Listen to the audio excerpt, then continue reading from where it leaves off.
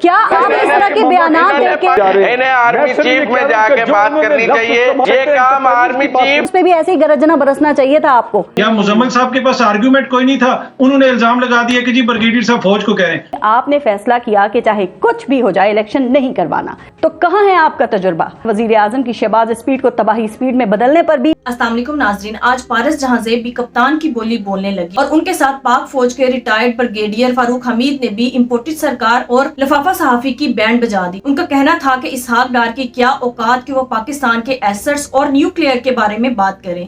اس پر لفافہ صحافی کو مرچیں لگی. آئیے پہلے ان کی ویڈیو دیکھتے ہیں، پھر اس پر بات کرتے ہیں. معاشی ترقی کی شرح 0.6%، شرح سود تاریخ کی بلند ترین سطح 21%، سالانہ مہنگائی تاریخ کی بلند ترین سطح 38%، کھانے پینے کی ہفتہ وار مہنگائی میں بھی تاریخ کی بلند ترین سطح 50% کے قریب، کپڑے اور جوتے 25% مہنگے ہو گئے، اور یہ سب کچھ شہباز اسپیڈ کے ایک سال کے اندر ہوا.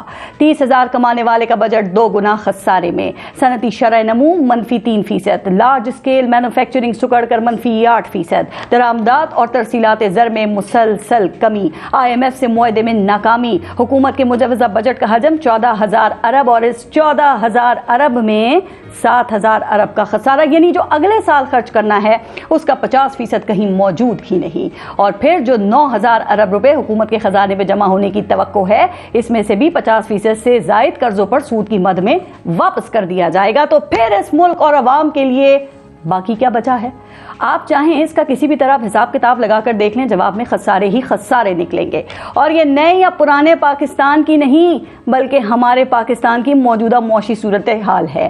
وزیر اعظم صاحب، یہ معاشی تصویر دیکھیے اور پھر ذرا بتائیے کہ اس میں پاکستان کے عوام کے لیے کیا ہے.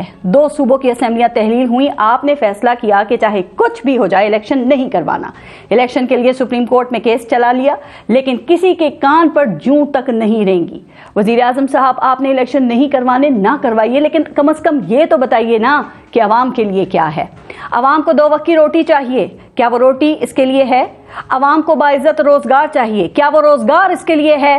عوام کو گھر کا کرایہ دینے کے لیے پیسوں کی ضرورت ہے، بچوں کے اسکول کی فیس کی ضرورت ہے، بیماری میں علاج کی ضرورت ہے، کیا یہ سب ان کے لیے ہے؟ وزیر اعظم صاحب، اگر تو یہ سب کچھ عوام کے پاس ہے تو پھر آپ شوق سے سیاست کیجئے، اپوزیشن کا صفایا کیجئے، عدلیہ سے جھگڑا کیجئے، لیکن اگر عوام کے لیے یہ سب آپ کے پاس نہیں تو پھر ذرا سوچئے کہ عوام کو یہ سب دینے کی ذمہ داری اگر بطور حکمران آپ کی نہیں ہے تو پھر یہ ذمہ داری کس کی ہے؟ وزیر اعظم صاحب، آپ تو تجربے کار تھے، تو کہاں ہے آپ کا تجربہ؟ آپ تو پرفارم کرنے آئے تھے، تو کہاں ہے آپ کی پرفارمنس؟ آپ کی ترقی کی سپیڈ تو ترکیہ اور چین تک مشہور تھی، اب کہاں ہے وہ شہباز اسپیڈ؟ تو آج کے پروگرام میں وزیر اعظم کی شہباز اسپیڈ کو تباہی اسپیڈ میں بدلنے پر بھی ہم بات کریں گے. گورنمنٹ کہہ رہی ہے، مجھے یہ بتائیں کہ اس حکومت کی پرفارمنس کے بارے میں سوال کہاں سے شروع کریں ہم؟ 1 سال مکمل ہو گیا ہے سر، ہم نے پچھلوں کو ہی روتے رہنا ہے، ہم ان کو بہت رو لیے. ان کی بات کب شروع ہوگی؟ ان کی بات شروع ہے کہ مہنگائی ان کی بات ہے. ان کو اس بات پر جب ہم گریبان سے پکڑتے ہیں تو ان کی بات کرتے ہیں. جب ہم کہتے ہیں کہ عام آدمی کی زندگی مشکل ہے تو ہم یہ تھوڑی کہتے ہیں کہ عمران خان کی وجہ سے مشکل ہے. اس حکومت کی بہت بڑی ناکامی ہے مہنگائی، اور مہنگائی ہی ان کی جڑوں میں بیٹھی ہوئی ہے. ان کی جو آج پبلک پرسپشن ہے وہ مہنگائی کی وجہ سے خراب ہے جی. اور اگر یہ مہنگائی کو قابو نہیں کرتے ہیں تو پاکستان کی عام آدمی ووٹ کے ذریعے ان سے اپنا غصہ نکالے گی. اس بارے میں تو کوئی 2 رائے نہیں ہے کہ جب بھی الیکشن ہوں گے مہنگائی اس میں ایک ٹاپ ایشو ہوگا. میں تو ہمیشہ یہ کہتا ہوں IMF جو ہے ایک پولیٹیکل آرم ٹوسٹنگ ٹول ہے، اور جو انہوں نے پاکستان کے خلاف لانچ کیا ہے، اور پاکستان کے اپنے انٹرنل حالات، پولیٹیکل انسٹیبلٹی، وہ تمام چیزیں اپنی جگہ.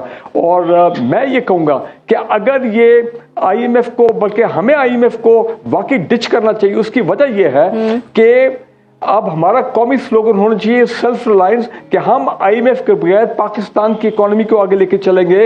اور وہ جو کل اسحاق ڈار صاحب نے جو بات کی ہے کہ کچھ عرصہ تو میرا دماغ میں چکر کھانے شروع ہوئے کہ انہوں نے کیا کہہ دیا ہے جناب کہ ڈیفالٹ نہیں ہوگا، اور کھربوں روپے کے ہمارے جو اثاثے ہیں ان کو آپ لفظ گروی کا بول کہیں. فاروق حمید صاحب، آپ کو کو یاد ہے کہ ابھی پچھلے دن تھی کہ IMF نیوکلیئر اثاثوں کی ڈیٹیلز مانگ رہا ہے یا ہمارے نیوکلیئر میزائلز کی رینج میں انہوں نے کمی کا مطالبہ کیا ہے.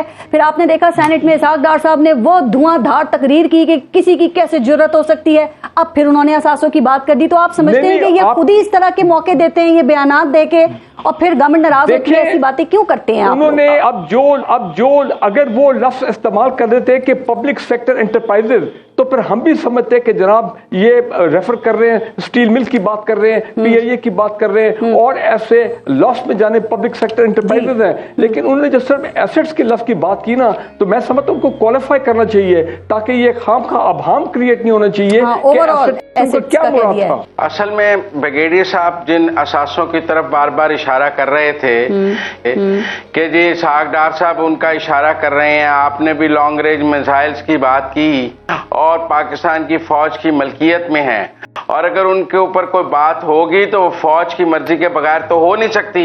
اب اگر بریگیڈیئر فاروق حمید صاحب مجھے یہ سمجھا رہے ہیں کہ آرمی چیف نے اس پر کوئی سودے بازی کرنے کا فیصلہ کر لیا ہے موجودہ سول حکومت کے ساتھ, تو انہیں یہ GHQ میں جا کے بات کرنی چاہیے ٹی وی شو کی بجائے, کیونکہ یہ ویٹرن وہاں بات کرنی چاہیے کہ فوج کو نیوکلیئر پہ سودے بازی نہیں کرنی چاہیے, بجائے اس کے کہ ٹاک شوز میں بیٹھ کر وہ یہ بات کریں. انہیں آرمی چیف میں جا کے بات کرنی چاہیے, کیونکہ ان کے مرضی کے, کیونکہ یہ کام آرمی چیف کی مرضی کے بغیر نہیں ہو سکتا. آپ فوج پر الزام لگا رہے ہیں, آپ فوج پر الزام لگا رہے ہیں,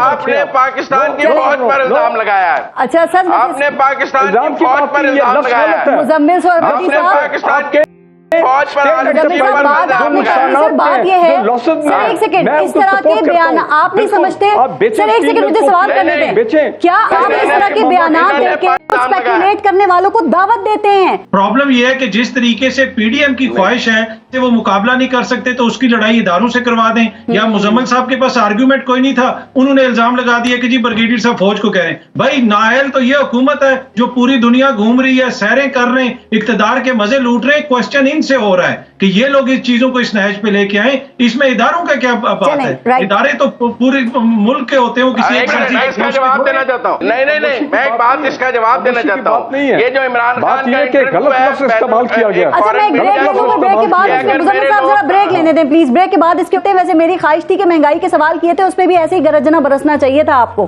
یاسمین راشد صاحبہ بری ہو گئی ہیں, پرویز الہی کو بری خود کر دیا گیا ہے, یہ کیوں بری ہو رہے ہیں؟ تحقیقات کروائیں, کمیشن بنائیں, کمیشن بنا دیا, یہ بریت کیوں ہے؟ میری بات سمجھے, تو آپ ہماری یہ عدالتیں اس 9 مئی کے ٹرائل کرنے کے قابل نہیں ہیں, اور یہ ملٹری کورٹ کا جواز زیادہ سے زیادہ مضبوط کرتی جا رہی ہیں.